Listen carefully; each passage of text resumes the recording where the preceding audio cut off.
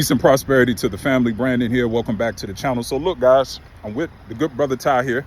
Ty hit me up on social media. You know, he was like, look, man, I want to test my dog, see what she can do. So that's what we're about to do. We got his girl, Pressa Canario, in the car. What's her name? Latte. We got Latte in the car. So we're going to take Latte through a series of tests, you know, just evaluating her to see where she is in the moment. The goal today is not to get her to bite today, right? That, for me, is the easy part. I know how to get a dog to bite. What I really want to see in Latte is I want to see what her barometer is, right? Where she is. I want to see on a scale of 1 to 10, is she a 4, a 5, a 6, a 7, or is she a 10, right? So right now, being that she's in the car, we're going to actually do a little car test, right? To see what her perimeter defense instinct is, right? So stay tuned. We're going to get to this evaluation. See you in a minute.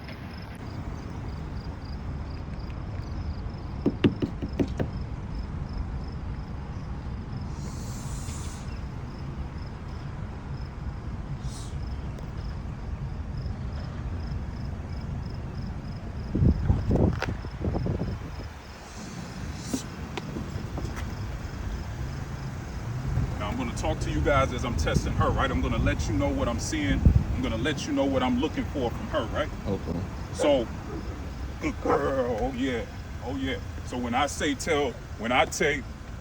tell you to say good girl, you say good girl real loud. Okay. So she can hear you, right? Okay. So what I'm looking for right now is I'm testing Good girl. her. There you go. Good. Yep. So every time she bark, every time she confront me, tell her good girl. What I'm looking for right now is the defensive protocol, right? The defensive protocol is alarm, challenge, threat display, engage. So right now I'm looking for her alarm, right? She's giving me a good alarm. Good girl. That's alarm, right? She's barking. That's the first step in protection. Will your dog alert you to the danger, right? Not just will your dog bite, right? One of the biggest issues we have in the protection world, we're so hyper focused on the dog biting. Does the dog actually go through the protocol to prevent a bite? Protection is not about biting. Protection is about prevention. So if his dog can protect him and his family without biting somebody, he won, right? He won. Now, don't get me wrong. We're going to prepare this dog to bite somebody if it has to. But if it can get the job done and does not have to put his mouth on something or someone, we won.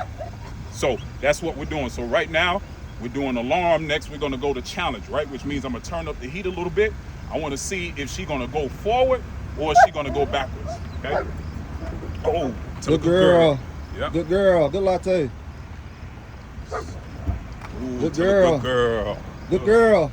Good. Come around.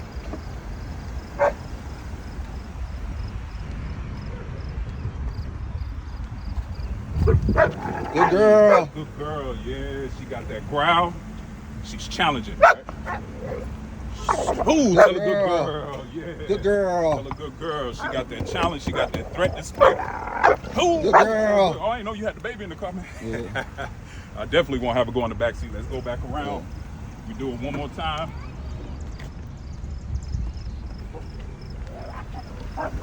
Oh, good girl. Good girl. Okay, good. It's real quick. When we do protection training, right? Equipment is very important. Now, I'm gonna be honest, I was slacking on my Mac and slipping on my pimping because my man hit me up. You know, it was kind of last minute, which is not a big deal, but normally I keep extra equipment as far as collars and leashes in my car, but I don't have it because I was using it for something else. So if I'm just gonna be real with you, right? If you see, now there's nothing wrong with what he has for just an everyday dog. But when we're doing protection training, right? We don't want to use a pinch collar. We don't want to use a choke chain because obviously if the dog is going forward, right, those things are going to restrict the dog very violently and it's going to tell the dog that they're doing something bad because a choke chain or a pinch collar are corrective tools. So when we're testing to see if the dog will move forward, we don't want aversion tools or corrective tools on a dog, right? Because we want the dog to go forward. Unlike just basic obedience where we don't want the dog to go forward. So it's two totally different mindsets, right? So just keep mind of that when you're looking at people's videos. What kind of equipment are they using, right? So right now, good, yeah, we're gonna use, even though this is not necessarily a protection harness, right? We're gonna use that today, right? But typically you want a harness or you want a leather flat collar that's made specifically for protection training, right? So yeah.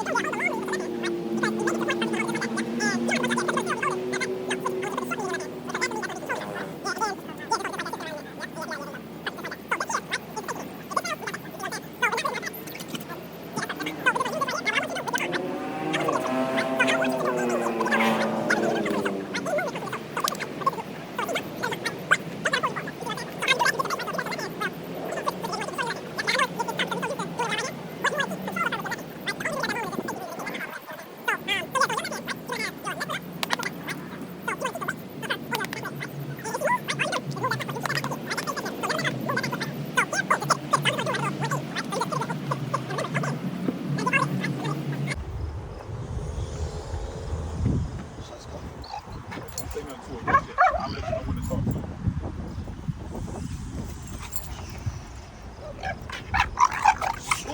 Ooh, tell a good girl. Good girl. Good girl. Oh, tell a good girl. Good girl. Good girl. Ooh, tell a good girl. Tell a good girl. Ooh, tell a good girl. Ooh, tell a good girl. Yeah, I like that. She popping at the end of that lead. Ooh, tell a good girl.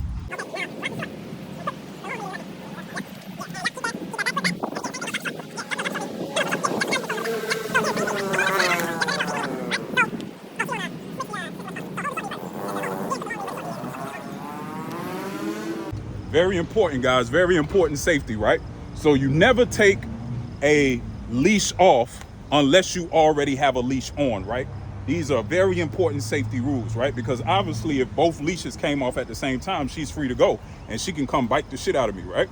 So these are all the things in protection training you have to think about as a trainer, right? To not only protect you, but to protect him as the handler and to protect the general public, right? Because we don't know what she's thinking in her mind right now. We're figuring that out as we go, right? So we don't want her to get loose in this heightened state of aggression, right?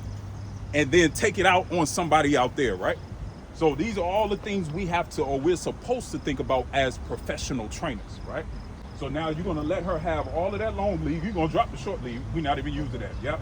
So yep, put that long lead in the left hand. Yep. Yeah, put it through and just hold it just like that. Let her have all of it though, don't ball it up. There you hold it just like that, perfect. Keep it just like that, right? Right foot back. And don't worry about her walking back and forth. I'm gonna get her attention, right? You just be a tree. All right? Ready? Yep.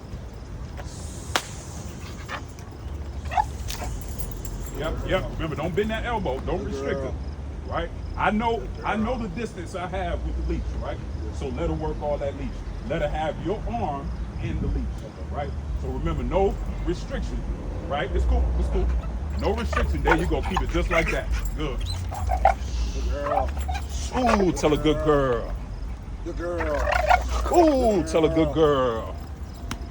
Yeah, no touching right now. No touching. No touching. Good girl. Good girl. Ooh, tell a good girl. Yes, that's all I want to see right there. The next thing we're going to do is to test and see what her confidence is with something in my hand, right? So we see she's pretty good with just my flesh, my hand. She's not intimidated by that, which is beautiful, right? So now we got to take it to the next level to see if I put something extra, right? If I put a force multiplier in my hand, how is she going to respond to it? All right, folks. So just to show you guys the different tools that I like to use, some of my favorite tools, right? I got a couple of other ones, but these are, you know, pretty much the main tools I use. Obviously, I have the bat, with the rattle in it, right? That's kind of like on a scale of 1 to 5, that's probably a 4 or 5. I have my all-time favorite, right? Literally, I could use this thing for everything almost, right? I have my burlap sack, right? Many different reasons why I use that burlap sack. I explain that. I have my small whip, right, which gives me a little bit more dexterity, right? I can do a little bit more movements. And then I have my long whip in case I need some distance and still need to touch the dog, right? So each particular tool has a specific reason why I use it. But right now, because we're just testing to see what her resolve is, how she's going to respond to me having stuff in my hand, right? I'm going to start out with a level 1. 1 is soft, is not as threatening, right? But it's still something different to where it gives me more length to be able to get to her. And now she has to readjust because it's not just my arm. I have more reach. You see what I'm saying? And it's flimsy. So she has to adjust to say, what the hell is going on? Why is that moving like that? Because his hands don't normally move like that. These are all things that are very important when you're testing a dog or when you are evaluating a dog. So let's get started. And don't say nothing. Good girl. Ooh. Okay, so you see the difference now? Yeah. What's the difference?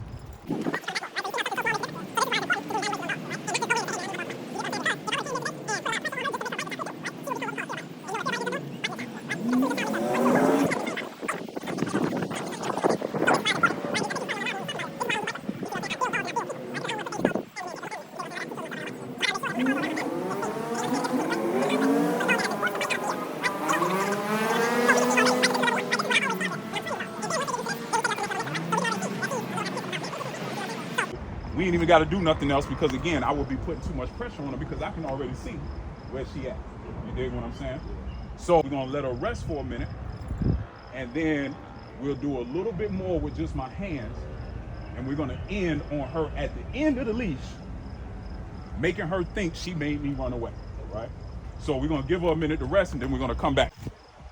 Okay, people, so look, we're about to end this evaluation. What I want to end this evaluation with is her in a mind state that she triumphed over everything we put her through today, right? So I don't want her to end in a mind state of she's been defeated, right?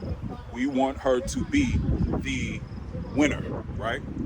So we're going to do probably another 30 to 40 seconds at the most. I'm going to let her win, and by what that means is letting her win. When I see that she gets to her crescendo of giving everything she got to push me away, right, I'm going to run away. Because in her mind, it's going to tell her, similar to the mailman. You know why people get, not people, you know why dogs always get aggressive with the mailman? Is because the mailman comes, put the mail in the mailbox, and then he leaves. So the dog gets the picture in his brain like, ooh, when I bark a lot, when I get super aggressive, that makes the mailman leave, right? This is why a lot of dogs have that disposition with the mailman. So it's the same concept.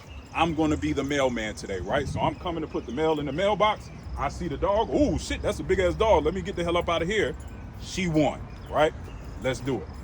You ready, my man? Yep. Don't say nothing to her. Oh, tell a good girl. Good girl. Oh, tell a good girl. Good Oh, girl. tell a good girl. Good girl. Ah, Good tell a girl. good girl. Yep, Shiny she ball. won. She won. Take her for a walk. Let her cool down a little bit. And then put her in the car. Yeah, let her walk with that tail high. Yeah. Oh, yeah. Hey, folks. That is how you do an evaluation. Now, there's plenty of other tests we can do, right? But when you're doing an evaluation on a dog, you have to use your discernment the best you can. You don't want to put too much pressure on a dog, especially if it's their first time doing it. She performed pretty doggone well. If I had to score her on a scale of 1 to 10, I would probably give her about a 6.5, right? Because there's some things she has to work on. She's still young, right? So I wasn't really expecting anything out of her, right? So, but the fact that she's already a 6 to 6.5, she's already more than halfway there, which is a beautiful thing, right? So those are the dogs that are enjoyable to work with because, you know, it makes it easier on everybody, right? Because let's be real, man, we're human. We want to see results faster, right? So being that she's already, you know, pretty confident, she already pretty much has the baseline package of what you would look for in a protection dog, she's gonna do beautiful. So look, as always, any questions, right? You have any suggestions of anything that you would like for me to demonstrate on the channel, make sure you comment that in the comment box. All defense all the time. Long live Master Teacher Gypsy Stratton. PPDA, Personal Protection Dog Association. Shout out to my man Ty for reaching out to me. You want to give any shout outs to your channel or anything like that, man? Follow me on Instagram. You can find me on Ty Ludiography. Follow my dog Latte. I'm gonna have some more videos coming out. Hope in the near future.